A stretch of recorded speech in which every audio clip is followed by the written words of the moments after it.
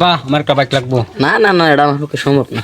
না না ভাই না কি খাই না তুই খাইতি না, এটা তোর ব্যাপার, এটা আমার কিনো না। ওই টাকলা বাইক কিনা দিবে না না এরকম তুই দেখছ না কানে করে জ্ঞান কথা কথা এক খালাম সিধা সৎকাটা।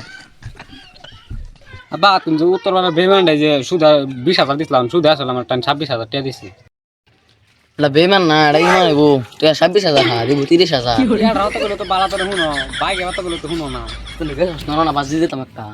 ওই বাবা যাইতে আসি গা, তোর টক কথাটা দেখলে এবার রাগ ওঠে।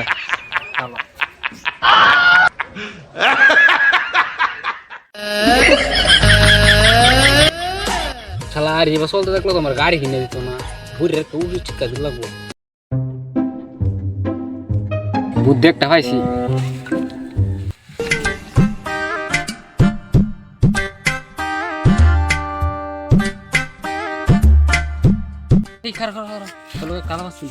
জলদি জলদি আমার টাইম নাই। হ্যাঁ ভাই খারো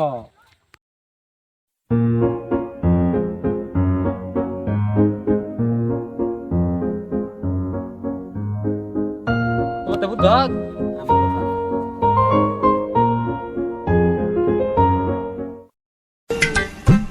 মোবাইলটা কিনছি 5টা বছর আগে, পুরানো হয়ে গেছে মোবাইলটা, নতুন মোবাইলটা।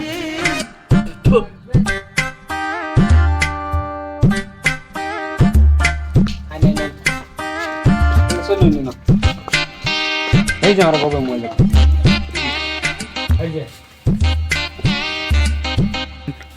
আবার ধরুন হাত তোলা। আমি হাটকালা মানে 10 বছরের জেল। কি করব আমি হাঁটতে লইতাম না, হাঁটতে লইলে মোবাইলে গান শুনতেছি আমি। না হাত খেলাটা দুই হুরকে উঠতেছি, আবার একটা বাইক কিনে দেবো। এই পাইছে নাই যা। দেখছুন হাত খেলাটা দাদা ঠিকই কইছুন। দেন দেন এই আমি হাঁটকেলা না, অবজা তোর 50,000 টাকা আনতে দিছি কারো। শালা বুড়িয়া বুঝত কিবা হগলে কিবা বুঝতে ইয়া অন্যায় কে করো, এবারে উত্তর পাড়া সুদ দিছিলাম, সুদ গাইনা লইবে হাতে ঠিক আছে। আমি লইয়া যাই ডিলার কম দামে এনে দিতাম। ওটা না জানি কেন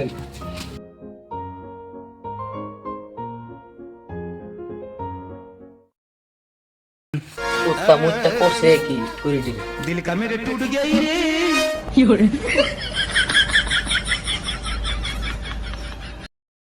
বাইকটা কিনেছি একটা হাসা কথা কইলা।